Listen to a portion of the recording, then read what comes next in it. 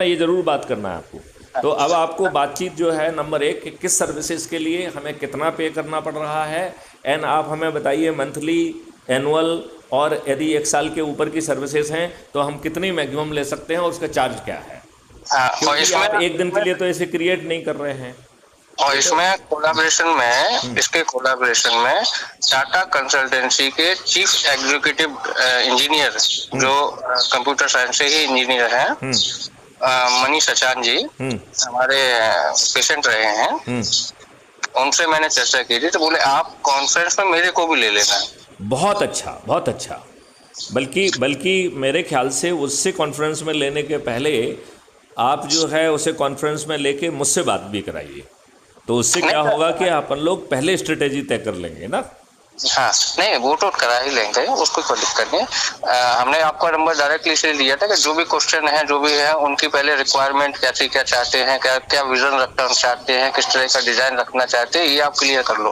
अब उसकी परफॉर्मेंस कैसी होगी, वर्क कैसे होगा, कौन सा डोमेन ले रहे हो, तो इसके लिए मनीष सचान जी से हमारी बात हुई, तो मनीष सचान जी बोले मिश्रा जी बहुत सारे डोमेन आपको फ्री ऑफ कॉस्ट भी मिल जाएंगे। नहीं तो पहले हम उनको फ्री ऑफ कॉस्ट ही लें ना।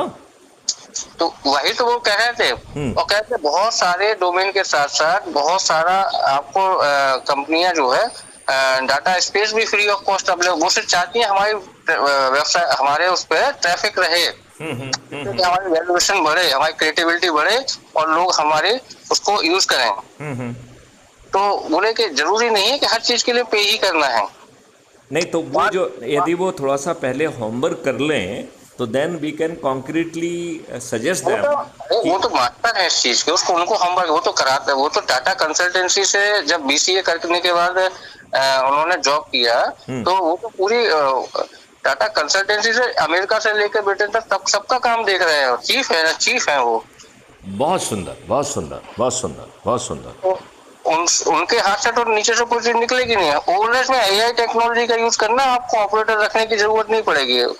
कस्टमर जैसे ही आप अपना सवाल पुट अप करेगा, उसका लॉजिकली जो जवाब है वो एआई अपने आप दे दिया करेगा उसको। हाँ, और दूसरी बात है जिसका वो जवाब नहीं दे पा रही है, it can be referred to the administration, means मुझे सुपर एडमिन को रेफर करे, सुपर एडमिनिस्ट्रेशन जो है ना उसका जवाब उसको देगा, वो जो है ना आगे उसका यूज करेगी। और जो लोग सीधा डायरेक्ट कस्टमर केयर पे आना चाहते हैं वो पहले अपने क्वेश्चन, नहीं कस्टमर केयर रहेगा ही नहीं।